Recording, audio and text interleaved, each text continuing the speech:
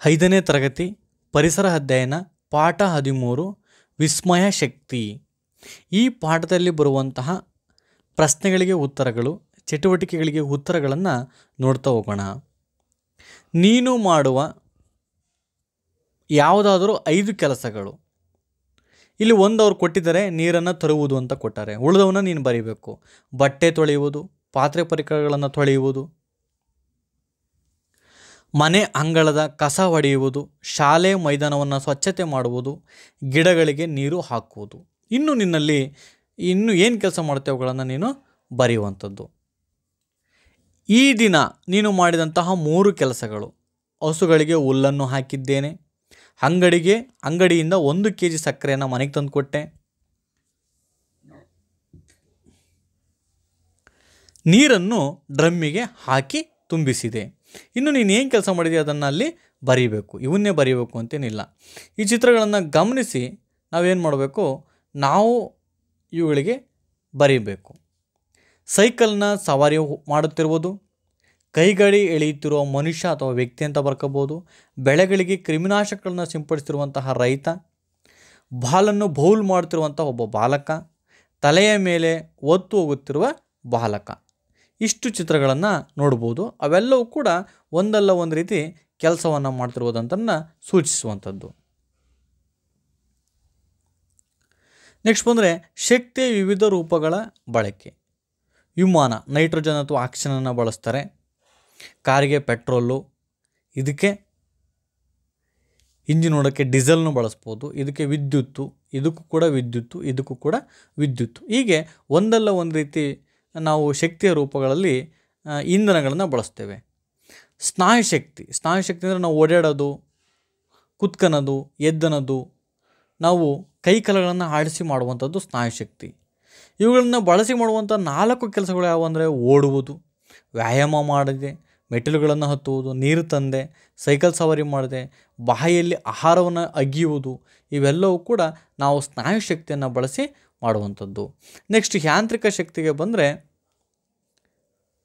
ಅಣೆಕಟ್ಟುಗಳಲ್ಲಿ ಕೂಡಿಟ್ಟಂತಹ ಶಕ್ತಿ. ಇದರಲ್ಲಿ 2 ವಿಧ, ಪ್ರಚನ ಶಕ್ತಿ ಮತ್ತು ಚಲನ ಶಕ್ತಿ ಅಂತ ಬರ್ತವೆ. ನೆಕ್ಸ್ಟ್ ಯಾಂತ್ರಿಕ ಶಕ್ತಿ ಬಳಸಿ ಮಾಡುವಂತಹ ಮನೆಯಲ್ಲಿ ಮಾಡುವ 2 ಕೆಲಸಗಳು ಯಾವ್ಯಾವಪ್ಪ ಅಂತಂದರೆ ಬಾವಿಯಿಂದ ನೀರನ್ನು ಎತ್ತುವುದು, ಬಟ್ಟೆ ಐರನ್ ಮಾಡುವುದು, ವಿದ್ಯುತ್ ಶಕ್ತಿಯಿಂದ ನೀರನ್ನು ಕಾಯಿಸುವುದು. ಇವೆಲ್ಲವೂ ಕೂಡ ಯಾಂತ್ರಿಕ ಶಕ್ತಿ. ಉಷ್ಣ ಶಕ್ತಿ ಅಂದರೆ ನಮಗೆ ಅಡುಗೆ ಮಾಡೋಕ್ಕೆ ಉಷ್ಣ ಬೇಕೇ ಬೇಕು, ನೀರು ಕಾಯಿಸಕ್ಕೆ ಬೇಕು, ಹೌದ್ರಾ? ನೆಕ್ಸ್ಟು ಚಳಿಗಾಲದಲ್ಲಿ ಘನೀಕೃತ ಎಣ್ಣೆ ಅಂದರೆ ನಾವು ಕೊಬ್ಬರಿ ಎಣ್ಣೆಯನ್ನು ಒಳಗೆ ಅಡುಗೆ ಮನೆಯಲ್ಲಿ ಇಟ್ಟಿವಿ ಅಂದರೆ ಅಥವಾ ಒಂದು ಕೊಠಡಿಯಲ್ಲಿ ಇಟ್ಟಿವಿ ಅಂದರೆ ಅದು ಗಟ್ಟಿಯಾಗಿರ್ತೈತೆ. ಅದನ್ನು ತಂದು ನಾವು ಸೂರ್ಯನ ಬಿಸಿಲಿಗೆ ಇಡ್ತೀವಿ. ಯಾಕೆ? ಅದು ಘನೀಕೃತವಾದಂಥ ದ್ರಾವಣ ಸೂರ್ಯನ ಬಿಸಿಲಿಗೆ ಅದೇನಾಗುತ್ತೆ, ದ್ರವ ರೂಪದಲ್ಲಿ ಆಗುತ್ತೆ. ಹಾಗಾಗಿ ಇದನ್ನು ಏನು ಮಾಡ್ತೀವಿ, ನಾವು ಬಿಸಿಲಿಗೆ ತಂದು ಇಡ್ತೀವಿ. ನೆಕ್ಸ್ಟು ಸೌರಶಕ್ತಿ. ಇದು ಸೂರ್ಯನಿಂದ ಪಡೆಯುವಂಥ ಶಕ್ತಿ. ಬೇಸಿಗೆ ಕಾಲದಲ್ಲಿ ಒಣ ಹಾಕಿದ ಬಟ್ಟೆ ಬಹಳ ಬೇಗ ಒಣಗ್ತವೆ. ಯಾಕೆ? ಸೂರ್ಯನ ಶಾಖ ತೀವ್ರತರವಾಗಿರ್ತದೆ. ಬೇಸಿಗೆ ಕಾಲದಲ್ಲಿ ಕೆರೆ ಬಾವಿಗಳ ನೀರು ಕಡಿಮೆ ಆಗ್ತದೆ. ಯಾಕೆ? ಸೂರ್ಯನ ಶಾಖಕ್ಕೆ ನೀರು ಆವಿಯಾಗಿ ಕಡಿಮೆ ಆಗ್ತದೆ. ವಿಪರೀತ ಚಳಿ ಇದ್ದಾಗ ಸೂರ್ಯನನ್ನು ಬಯಸ್ತೀವಿ. ಯಾಕೆ? ಸೂರ್ಯನ ತಾಪಕ್ಕೆ ಚಳಿ ದೂರ ಹೋಗ್ತದೆ. ಸೌರ ಜಲಪಾತಗಳನ್ನು ಏಕೆ ಬಳಸ್ತೀವಿ? ನೀರನ್ನು ಬಿಸಿ ಮಾಡಲು ಬಳಸ್ಕೊಳ್ತೀವಿ. ನೆಕ್ಸ್ಟು ಈ ಸೌರಶಕ್ತಿಯನ್ನು ಎಲ್ಲೆಲ್ಲಿ ಬಳಸ್ತೀವಿ ಅಂತ ನೋಡ್ರಿ. ಸೌರ ಕಾರುಗಳು ಬಂದಿದ್ದಾವೆ, ಸೌರ ಹಡಗು, ಈ ಪ್ಯಾನಲ್ಗಳಿದಾವಲ್ಲ, ಇವು ಸೂರ್ಯನ ಶಕ್ತಿಯನ್ನು ಹೀರ್ಕೊಳ್ತವೆ. ಸೌರ ವಿಮಾನ, ಸೌರ ಒಲೆ, ಸೌರ ಜಲ ತಾಪಕ, ಇವನ್ನ ಎಲ್ಲ ಟೌನ್ಗಳಲ್ಲಿ, ಸಿಟಿಗಳಲ್ಲಿ ನೀವು ನೋಡಿರ್ಬೋದು. ಸೌರ ಬಲ್ಪ್, ಇದರಿಂದ ನೀರನ್ನು ಕಾಯಿಸ್ಕೊಳ್ತಾರೆ. ಸಿಗ್ನಲ್ ದ್ವೀಪಗಳನ್ನು ನೋಡಿರ್ಬೋದು. ಇಲ್ಲಿ ಸೂರ್ಯನ ಸಾಧನಗಳು ಅಂದರೆ ಸೌರಶಕ್ತಿಯ ಸಾಧನಗಳು, ಸೌರ ಒಲೆ, ವಾಟರ್ ಹೀಟರ್ ಇಲ್ಲಿ ನೋಡ್ಬೋದು ನೀವು. ಸೌರ ಲೈಟ್ ನೋಡಿ, ಇಲ್ಲಿ ಬಲ್ಬ್ ನೋಡ್ಬೋದು ನೀವು. ಸೌರ ಕುಕ್ಕರ್, ಅಡುಗೆ ಮಾಡುವಂಥ ಕುಕ್ಕರನ್ನು ನೋಡ್ಬೋದು. ಸೌರ ನೀರಿನ ಪಂಪ್ ಅಂದರೆ ರೈತರು ಹೊಲಗಳಿಗೆ ನೀರನ್ನು ಹಾಯಿಸಲು ಇವತ್ತು ಸೋಲಾರ್ ಸಹಾಯದಿಂದ ನೀರಿನ ಮೂಲಕ ಪಂಪ್ ಮಾಡ್ತಾರೆ. ಅಂದರೆ ಆ ಪಂಪಿಗೆ ವಿದ್ಯುತ್ ಶಕ್ತಿಯನ್ನು ಈ ಸೌರ ಶಕ್ತಿಯನ್ನು ಬಳಸ್ಕೊಂಡು ಮಾಡುವಂಥದ್ದು. ನೆಕ್ಸ್ಟ್ ಪವನ ಶಕ್ತಿ ಬಂದರೆ ಇದೊಂದು ಗಾಳಿ ಶಕ್ತಿ ಅಂತ ಕರಿತೀವಿ. ಪವನ ಶಕ್ತಿ ಅಂದರೆ ನಾವು ಒಣ ಹಾಕಿದ ಬಟ್ಟೆ ಅಲ್ಲಾಡ್ತವೆ. ಹೇಗೆ? ಗಾಳಿಯ ಚಲನೆಯಿಂದ ಅವು ಅಲ್ಲಾಡ್ತವೆ. ತೆಂಗಿನ ಮರ, ಅಡಿಕೆ ಮರ ಮಳೆಗಾಲದಲ್ಲಿ ಬೀಳ್ತವೆ. ಯಾಕೆ? ಗಾಳಿಯ ಅತಿಯಾದ ವೇಗದಿಂದ. ನೀನು ಗಾಳಿಪಟಕ್ಕೆ ದಾರ ಕಟ್ಟಿದಾಗ ಗಾಳಿ ಸಹಾಯದಿಂದ ಅದೇನಾಗುತ್ತೆ, ಮೇಲೋಗುತ್ತೆ. ಹೌದಾ? ಗಾಳಿಪಟ ನೀನು ಗಿರಿಗಿಟ್ಲೆಯನ್ನು ಹಿಡ್ಕೊಂಡು ಓಡಿದರೆ ಗಾಳಿಯ ಚಲನಶಕ್ತಿಯಿಂದ ಆ ಚಕ್ರ ಏನಾಗುತ್ತೆ, ತಿರುಗುತ್ತೆ. ಚಿಮಣಿ ದೀಪಗಳಿಗೆ ಗಾಜಿನ ಕವಚವನ್ನು ಯಾಕೆ ಹಾಕಿರ್ತಾರೆ? ಜೋರಾದ ಗಾಳಿ ಬಂದಾಗ ಅದು ಕೆಡದೇ ಇರಲಿ ಅಂತ ಹಾಕಿರ್ತಾರೆ. ಹೌದ್ರಾ?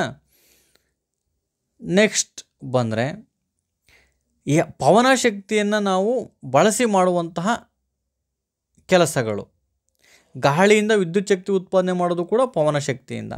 ಪವನ ಶಕ್ತಿಯಿಂದ ನೀರನ್ನು ಎತ್ತಬೋದು, ಪವನ ಶಕ್ತಿಯಿಂದ ಯಂತ್ರಗಳ ಚಲನೆಯನ್ನು ಮಾಡ್ಬೋದು, ಪವನ ಶಕ್ತಿಯಿಂದ ದೋಣಿಗಳನ್ನು ಮುನ್ನಡೆಸ್ಬೋದು, ಪವನ ಶಕ್ತಿಗಳಿಂದ ನಮ್ಮನೆಯ ವಿದ್ಯುತ್ ದೀಪಗಳನ್ನು ಬೆಳಗಿಸ್ಬೋದು. ಹೌದಾ? ನೆಕ್ಸ್ಟು ಜಲದ ಸಂಗ್ರಹಿತ ಶಕ್ತಿ. ಇಲ್ಲಿ ನಮ್ಮ ಕರ್ನಾಟಕದಲ್ಲಿರುವಂಥ ಅಣೆಕಟ್ಟುಗಳು ಅಥವಾ ನೀನು ನೋಡಿರುವಂಥ ಅಣೆಕಟ್ಟುಗಳನ್ನು ಇಲ್ಲಿ ಬರೀಬೇಕು. ಕೃಷ್ಣರಾಜಸಾಗರ, ಹೇಮಾವತಿ ಜಲಾಶಯ, ತುಂಗಭದ್ರಾ ಡ್ಯಾಮ್, ಕಬಿನಿ ಜಲಾಶಯ, ಮಾರಿಕಣಿವೆ, ಆಲಮಟ್ಟಿ ಜಲಾಶಯ. ಇದರಲ್ಲಿ ನೀನು ಯಾವನ್ನು ನೋಡಿದೆಯಾ ಆ ಜಲಾಶಯಗಳಿಗೆ ನೀನು ರೈಟ್ ಹಾಕಬೇಕು. ನಾನು ತುಂಗಭದ್ರಾ ಡ್ಯಾಮ್ ನೋಡಿದ್ದೀನಿ, ರೈಟ್ ಹಾಕ್ತೀನಿ. ಮಾರಿಕಣಿವೆ ಡ್ಯಾಮ್ ನೋಡಿದ್ದೀನಿ, ನಾನು ರೈಟ್ ಹಾಕ್ತೀನಿ. ಇದರಲ್ಲಿ ನಾನು ಎರಡೇ ನೋಡಿರೋದು. ನೀನು ಯಾವಾರು ನೋಡಿದರೆ ಅವಕ್ಕೆ ರೈಟನ್ನು ಹಾಕು. ಕರ್ನಾಟಕದಲ್ಲಿರುವಂತಹ ನದಿಗಳಿಗೆ ಅಡ್ಡಲಾಗಿ ಕಟ್ಟಿರುವಂಥ ಅಣೆಕಟ್ಟುಗಳನ್ನು ನಿನ್ನ ಗ್ರಂಥಾಲಯ ಪುಸ್ತಕದಲ್ಲಿ ಓದಿ ಅವುಗಳನ್ನು ಬರಿ ಅಂತ ಹೇಳಿರುವಂಥದ್ದು. ತುಂಗಭದ್ರಾ ಡ್ಯಾಮು ಶಿವನ ಸಮುದ್ರ ಜಲವಿದ್ಯುತ್ ಕೇಂದ್ರ ಅಂತ ಹೆಸರಿಟ್ಟರೆ, ಕೃಷ್ಣರಾಜಸಾಗರಕ್ಕೆ ಮಹಾತ್ಮ ಗಾಂಧಿ ಜಲವಿದ್ಯುತ್ ಕೇಂದ್ರ ಅಂತ ಹೆಸರಿಟ್ಟರೆ, ಆಲಮಟ್ಟಿ ಅಣೆಕಟ್ಟಿಗೆ ಆಲಮಟ್ಟಿ ಜಲ ವಿದ್ಯುತ್ ಕೇಂದ್ರ ಅಂತಲೇ ಹೆಸರಿಟ್ಟರೆ.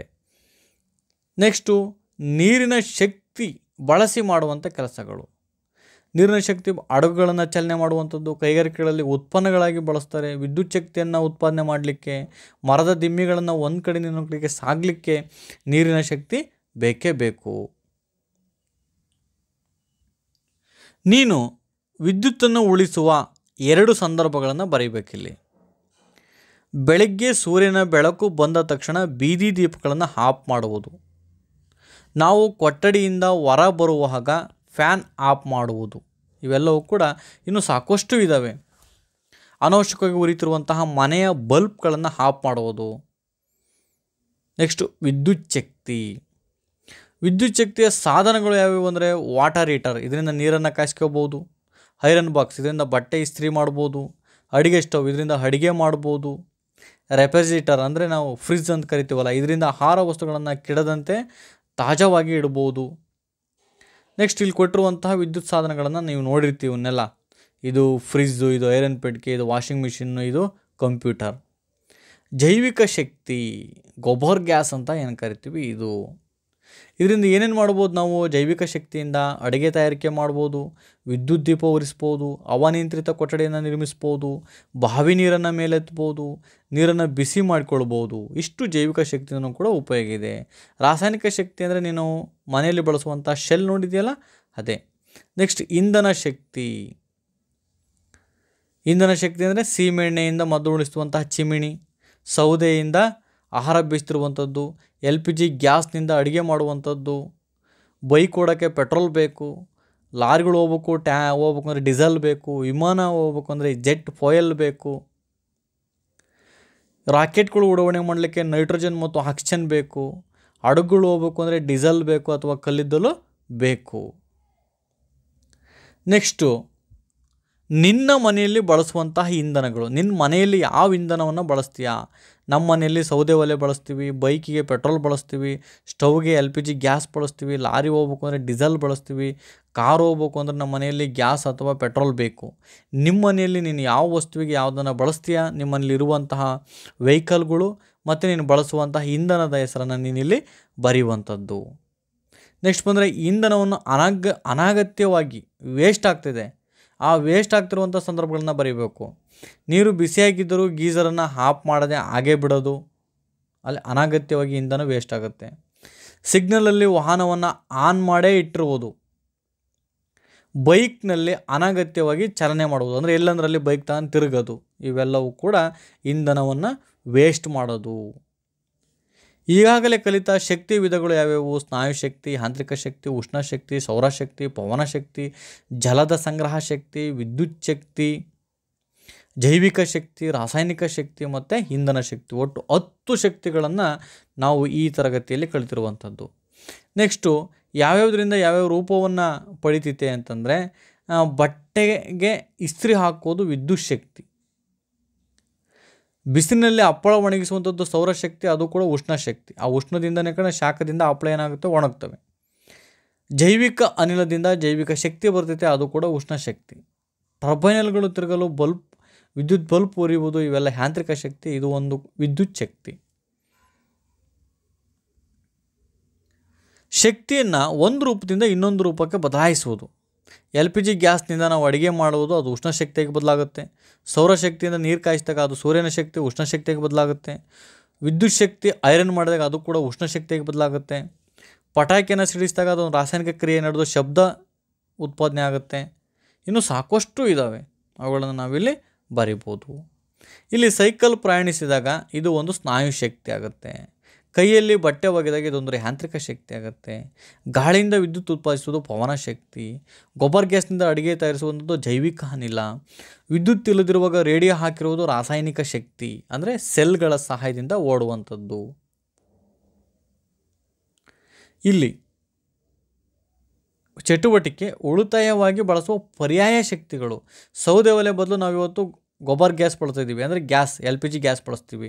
ವಿದ್ಯುತ್ ಗೀಸರ್ ಬದಲು ಸೌರ ಜಲತಾಪಕ, ಅಂದರೆ ಮನೆ ಮೇಲೆ ಹಾಕಿರ್ತೀವಲ್ಲ ಇವು. ಒಲೆಯ ಮೇಲೆ ಅನ್ನ ಬೇಯಿಸುವುದು, ಸೌರ ಕುಕ್ಕರನ್ನು ಬಳಸುವಂಥದ್ದು. ವಿದ್ಯುತ್ ಬಲ್ಬ್ ಬದಲು ಸೋಲಾರ್ ಬಲ್ಬನ್ನು ಬಳಸುವಂಥದ್ದು. ವಿದ್ಯುತ್ ಬಳಸಿ ರೇಡಿಯೋ ಕೇಳುವ ಬದಲು ಸೋಲಾರ್ ಶುಷ್ಕ ಕೋಶಗಳನ್ನು ಬಳಸುವಂಥದ್ದು, ಅಂದರೆ ಸೋಲಾರಿಂದ ಚಾರ್ಜ್ ಮಾಡಿ ಅದನ್ನು ಸೆಲ್ಲನ್ನು ಮತ್ತೆ ರೇಡಿಯೋಕ್ಕೆ ಹಾಕಿ ಆ ರೇಡಿಯೋವನ್ನು ಕೇಳುವಂಥದ್ದು. ಅಂದರೆ ನೇರವಾಗಿ ವಿದ್ಯುತ್ತನ್ನು ಅವಲಂಬಿಸದೆ ನಾವು ಪರ್ಯಾಯವಾಗಿ ಮಾಡುವಂಥದ್ದು. ಇಷ್ಟು ಚಟುವಟಿಕೆಗಳಿಗೆ ಉತ್ತರ ಅಂತ ಹೇಳ್ತಾ, thank you for watching video.